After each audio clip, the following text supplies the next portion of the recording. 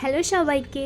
আমি বলেছিলাম না বাড়ি থেকে আমি যে আচারগুলো আমাকে দিয়ে পাঠিয়েছে সেগুলো কিসের কিসের আচার আমি দেখাচ্ছি তোমাদেরকে। এটা হচ্ছে তেঁতুলের আচার, এটা নাকি মিষ্টি আচার তেঁতুলের।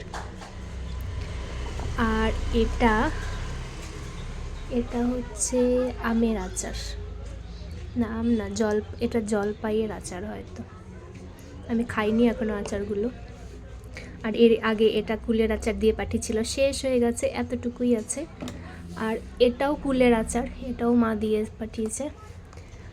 আর এটা হচ্ছে মিক্স ভেজ, এখানে ভেজ মানে বিভিন্ন ধরনের সবজির আচার আছে এখানে একটা, যেটা সৌরভ নিয়ে আসছিল আমার জন্য ঘুরতে গিয়ে। আর এটা হচ্ছে আমড়ার আচার, এটা খুবই টেস্টি, এটা আমি খেয়েছি এটা। আর এই এই আচারগুলো হচ্ছে মানে আমার যে বড় বৌদি আছে, মানে বড় ভাবি, তার হচ্ছে ওনার মা বানিয়েছেন এই আচারগুলো। তো আমার জন্য মানে নিয়ে এসেছিলো আর আমার জন্য করে নিয়ে এসেছে। তো আমি সবগুলো টেস্ট করব। আমার তো জাস্ট একটু বেশি দিন লাগবে না শেষ হতে, আচার খেতে খুব ভালো লাগে আমার। তো এই হলো আচারের আমার স্টক। এই দেখো,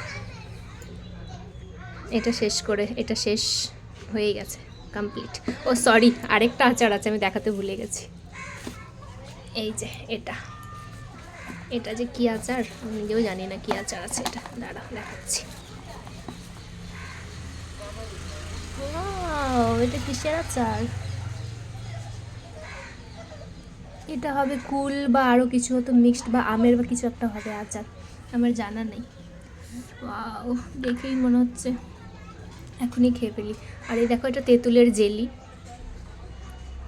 বৌদি বলেছে এটা মিষ্টি হবে, বাট আমি খেয়ে দেখবো কীরকম। বাট খুব খুব টক, আমি একদম খেতে পারি না, আমার যেটা ঝাল মিষ্টি মানে থাকে সেটা ভালো লাগে খেতে। আচার এটাও আমি খেয়েছি, এটাও টেস্টি অনেক। আর ভেজ আচারটা তো শেষ হয়েই গেছে, প্রায় আরেকটু আছে এখানে। আর কুলের আচারটাও খেয়েছি, কুলের আচারটাও টেস্টি আছে অনেক। তো এই হলো আচারের স্টক আমার।